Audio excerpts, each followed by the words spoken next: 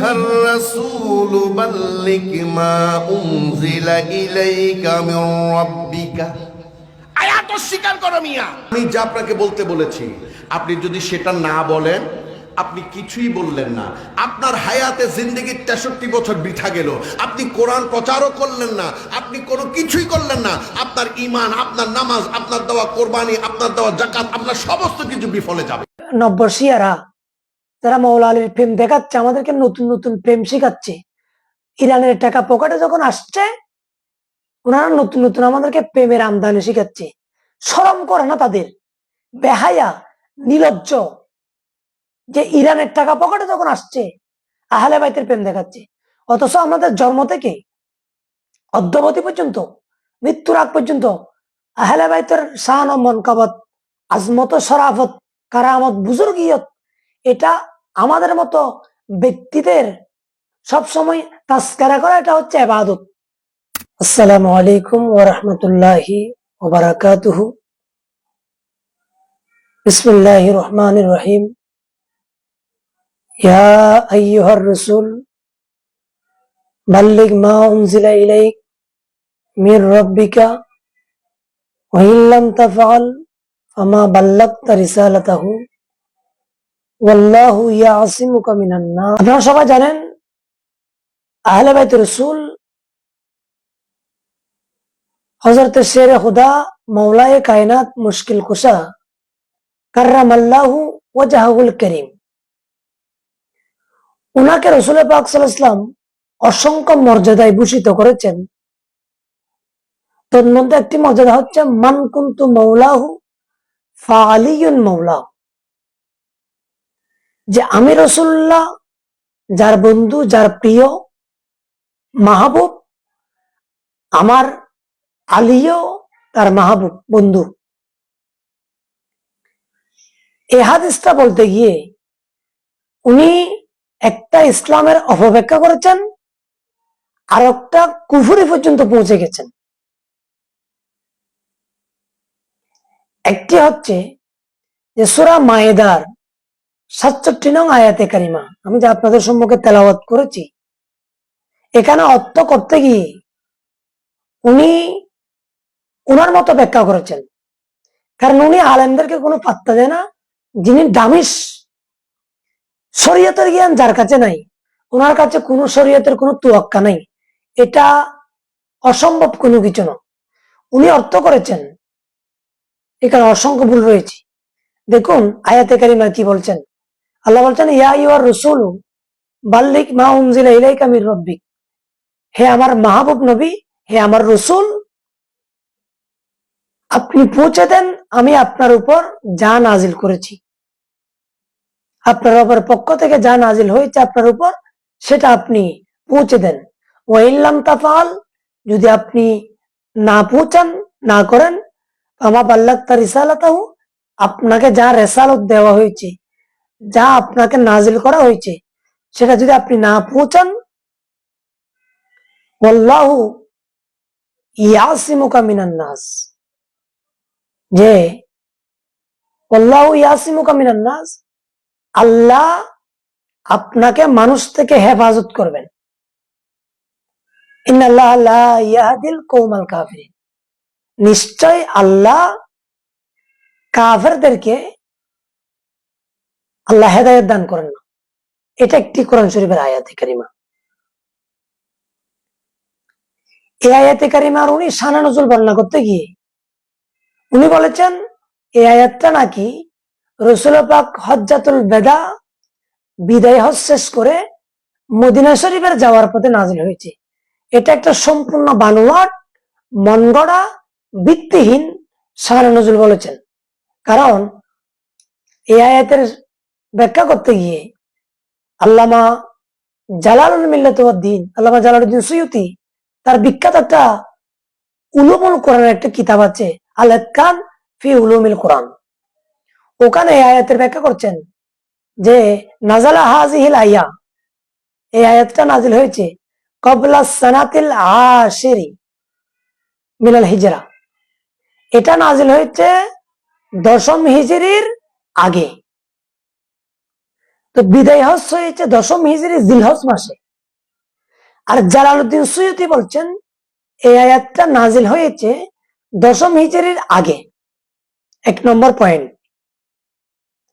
2 নম্বর কেউ কে বলেছেন নাজালাত হাজিহিল আয়া বাদা ইয়াউমা উহুদিন, যে উহুদের দিনের পরে এই আয়াতটা নাজিল হয়েছেন।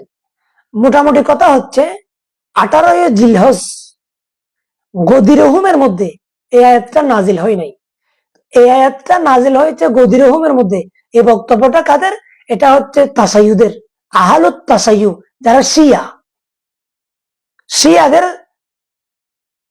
চাহিদা হচ্ছে, ওনাদের দাওয়া হচ্ছে এই আয়াতটা 18 জিলহজ গদির হুমের মধ্যে নাজিল হয়েছে।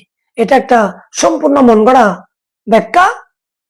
এই সাতগাছিয়া দরবারের এই নব্য শিয়া উনি এই ব্যাখ্যা করেছেন।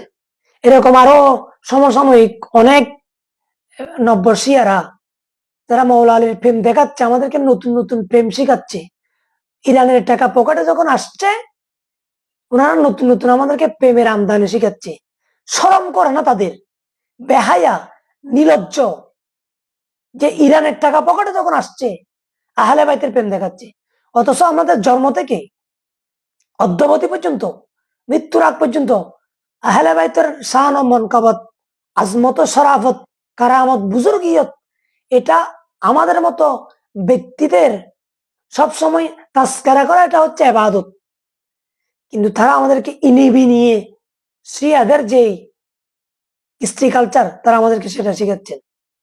আরেকটা তফসির, এই আয়াতটা কেন নাজিল হয়েছেন, এখানে কিতাবের মধ্যে আসছে যে রাওয়াল হাসান, যে ইমামে হাসান রাওয়ায়াত করেছেন আলী নবী সাল্লাল্লাহু আলাইহি ওয়াসাল্লাম, রাসূল পাক সাল্লাল্লাহু আলাইহি ওয়াসাল্লাম থেকে রাওয়ায়াত করেছেন, কলা যে ইন্নাল্লাহ বাসানি বিরিসালাতিন ফাদিকতু বিহা জারআন ওয়া আরাফতু আন্না নাসা ইউকাযযিবুনি ওয়াল ইয়াহুদা ওয়ান নাসারা ওয়া কুরাইশুন ইউহাব্বিফুনি ফালাম্মা আনজালাল্লাহু তাআলা হাযিল আয়া জালাল খাউফ বিল কুল্লিয়া।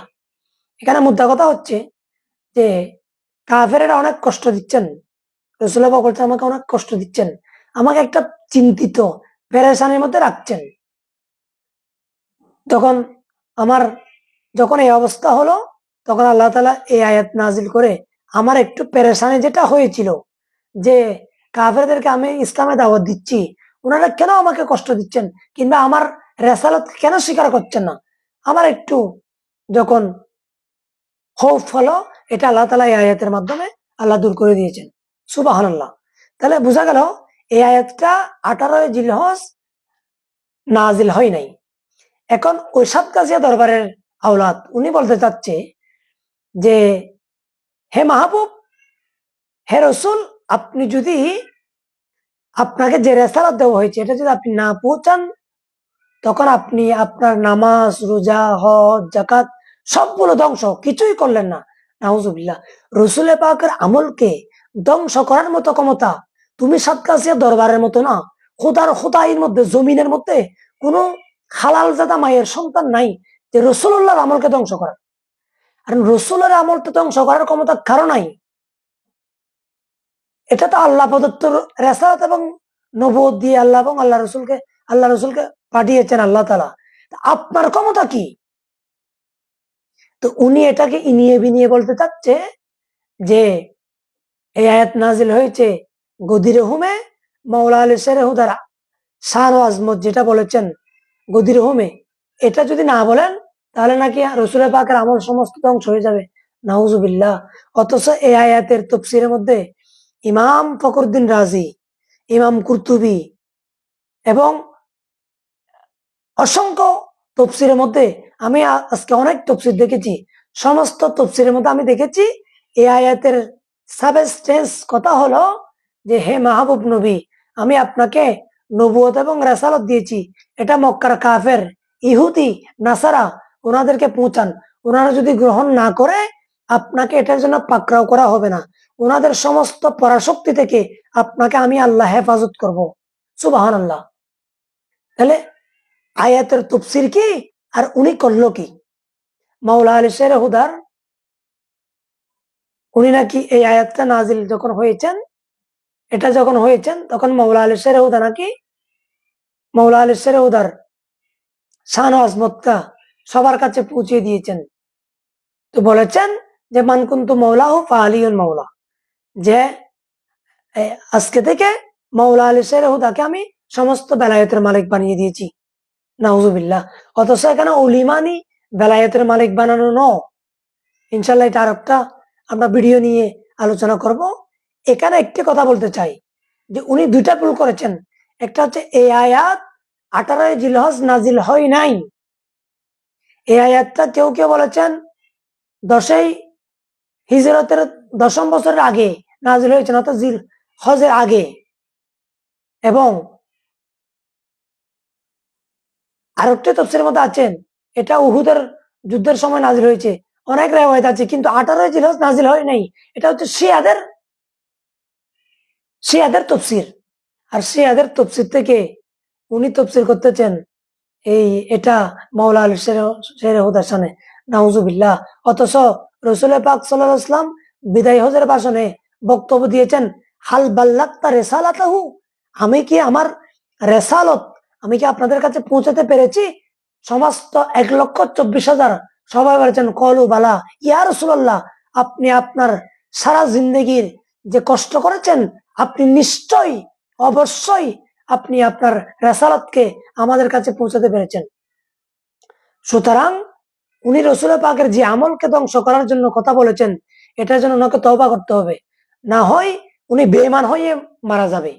রসুল পাকের উপর অনেক তুহমত করেছেন। আল্লাহ আমাদেরকে এরকম নাসালি, এরকম বানোয়াটি, এরকম মূর্খ তফসির কারক থেকে আল্লাহ আমাদেরকে হেফাজত করুক। আমিন। আসসালামু আলাইকুম ওয়া রাহমাতুল্লাহ।